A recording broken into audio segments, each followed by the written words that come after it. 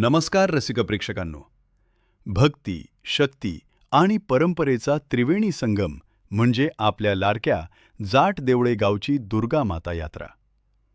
वर्षातून एकदा येणारा हा सोहळा म्हणजे संपूर्ण गावकऱ्यांसाठी एक सणच असतो. आई भगवतीच्या दर्शनासाठी आणि तिची सेवा करण्यासाठी आमचे गावकरी आणि तरुण मुले सज्ज झाली आहेत. यात्रेची सुरुवात होते ती पवित्र तीर्थाच्या दर्शनाने. गावातील उत्साही तरुणांचे गट आईच्या सेवेसाठी सज्ज झाले. काही तरुण पवित्र पैठण नगरीला गेले, तर काही जण निसर्गरम्य नागताळाला रवाना झाले. भक्तिभावाने आणि कडक शिस्तीत आईचा जयघोष करत ही मुले कावड घेऊन पायी कवडीला निघाली. ऊन सावलीची पर्वा न करता केवळ आई दुर्गा मातेची ओढ त्यांच्या मनात होती. आणि तो सुवर्ण क्षण आला.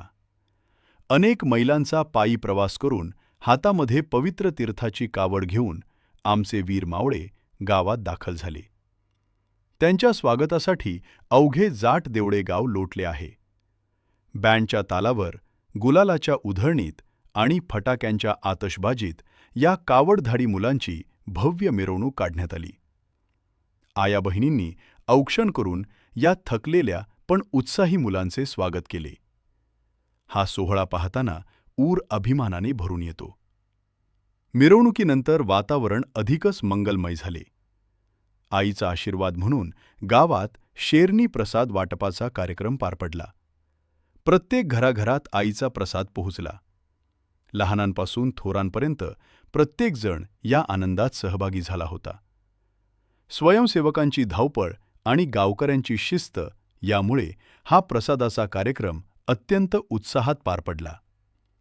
अशी ही आपली जाट देवळे गावची परंपरा. ही एकता, ही भक्ती आणि हा उत्साह असाच टिकून राहो. आई दुर्गा मातेचा आशीर्वाद. दिवस मावळला आणि संध्याकाळच्या सुवर्ण प्रकाशात आई दुर्गा मातेची पालखी मिरवणूक निघाली.